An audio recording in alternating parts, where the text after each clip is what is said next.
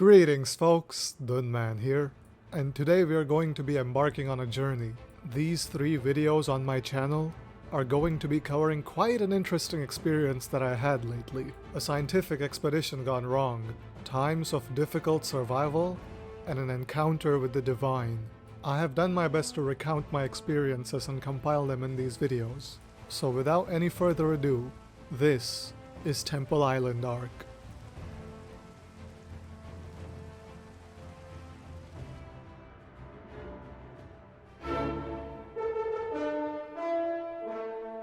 Our story begins in the middle of the ocean, where Lab 47 was investigating the potential discovery of a brand new biome. I myself was stationed aboard a Lab 47 research ship. We had been sailing for a fair few weeks. A few days prior to us setting out, something quite unusual had been discovered. Something had been washing up on the beaches. Fruits. Gigantic ones. Even the small the height of a normal man, and they had been washing up so basically impossible to set sail from most of the ports. So an expedition was planned to sail and eventually the ship was posted at the border of this new biome that we had discovered. The ship itself was a wonderful place. It was equipped with every single modern amenity that a man could ask for. But none of those things commanded my attention like what was below me.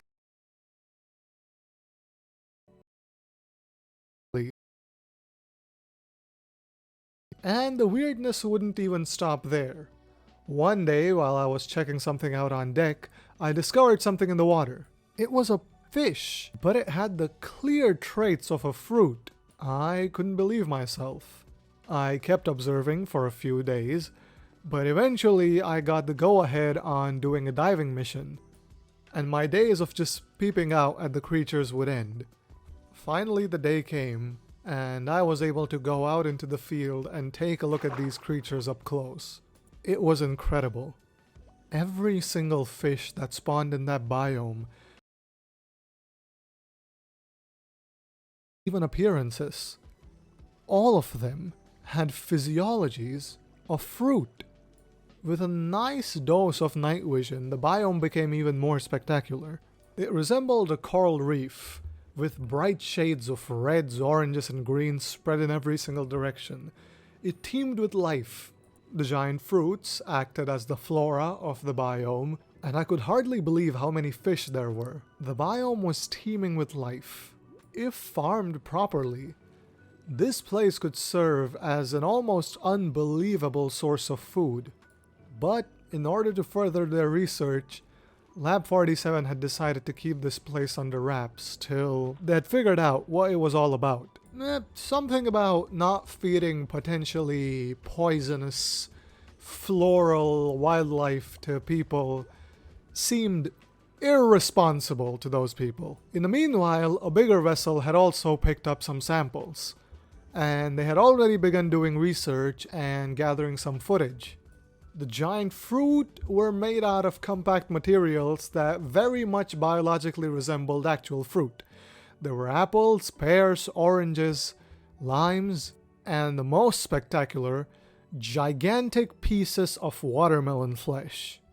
Now, whoever the scientists aboard this vessel were decided to get a little bit creative with the names for these creatures. So the taxonomy is a little bit funky, to say the least.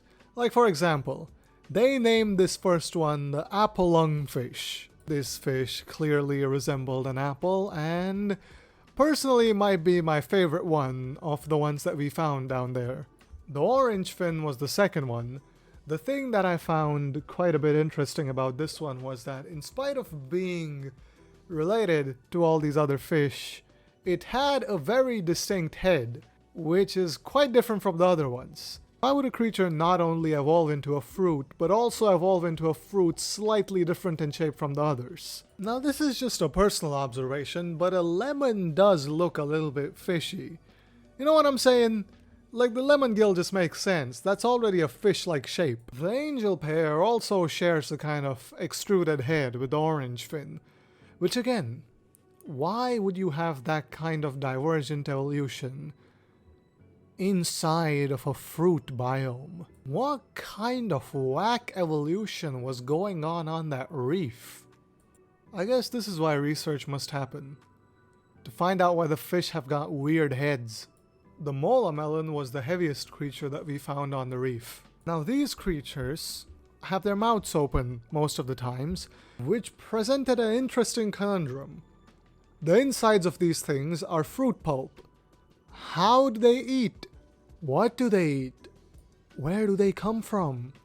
Surprisingly, we even found somewhat of a predatory creature on the reef. The banana cuda was a large and lean creature with all the characteristics required of one in order to be an ocean hunter. In an experiment that must have started out as inhumane, they peeled the damn thing, and guess what? The peel came off and it just made it faster, which leads us to believe that this might be somehow a natural process. Another creature that I personally did not encounter, but the other ship somehow managed to snag a few specimens, are the piranhas. They are piranhas, but they're berries. Are they carnivorous, but they're berries? In another interesting turn of events, we also found out that these creatures don't really breathe like we do. They're supposed to be fish, so we took them out of the water expecting them to, perish, but they didn't. They just kept on going, till a researcher had to come in and, let's just say, had to make some fruit salad. Kind of reverted back to their fruit forms. It's fruit, just normal, regular old fruit from your kitchen. Also, it was realized that the pears had golden apple-like properties, where instead of gold, if a pear was combined with copper, it could be turned into a copper pear, which, again, like a golden apple, was a fruit that gave you an upgrade. In this case, it will be haste, which is rather useful because beacons are annoying to move around all the time, and so having portable haste is a pretty cool thing to have. Also, the lemons could be surrounded by bottles to make lemon juice, and oranges could be combined with sugar and cocoa beans in order to make chocolate oranges. But as I was preparing all of the specimens that I had gathered myself, something went wrong.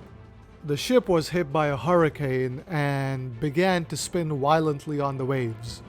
We had not been expecting this kind of weather, and so the vessel was truly unprepared for what was going to happen. And in the chaos, something terrible happened. I was thrown off board and carried off by the waves.